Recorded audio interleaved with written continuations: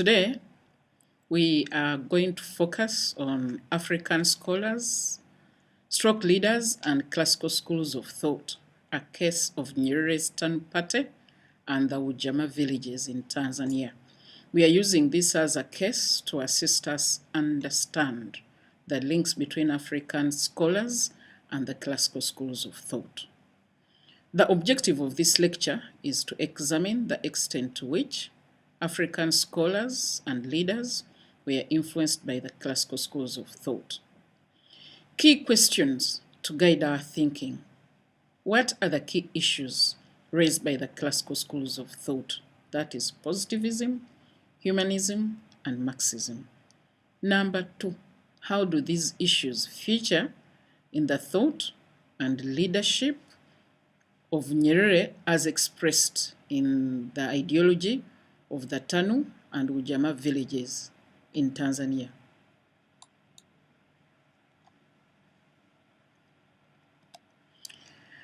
To guide our thinking, I'm now going to answer the two questions.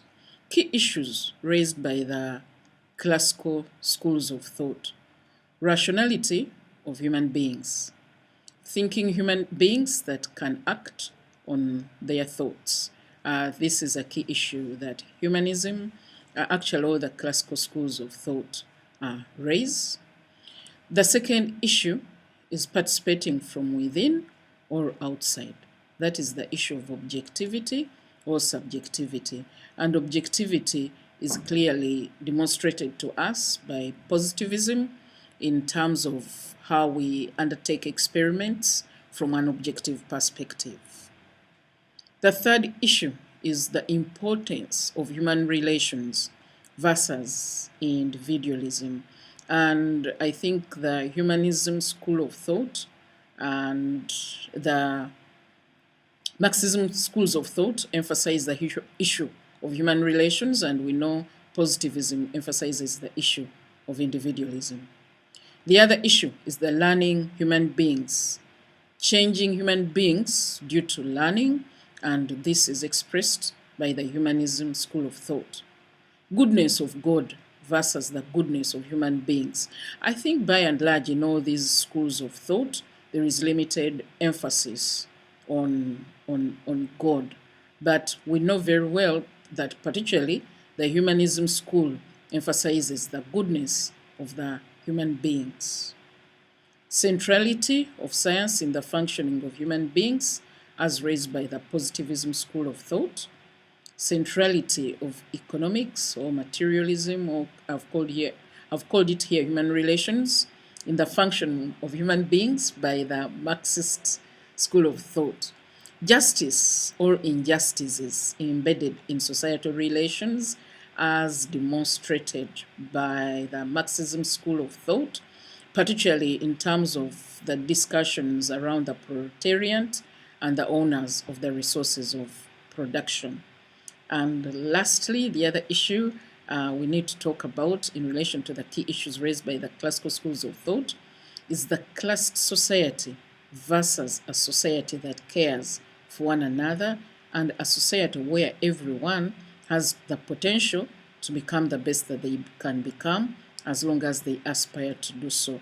All the schools of thought talk about the classes. I think in particular, the Marxist school of thought class clearly demonstrates to us how society is class, those that own the resources of production and those that are workers, mainly called the proletariat.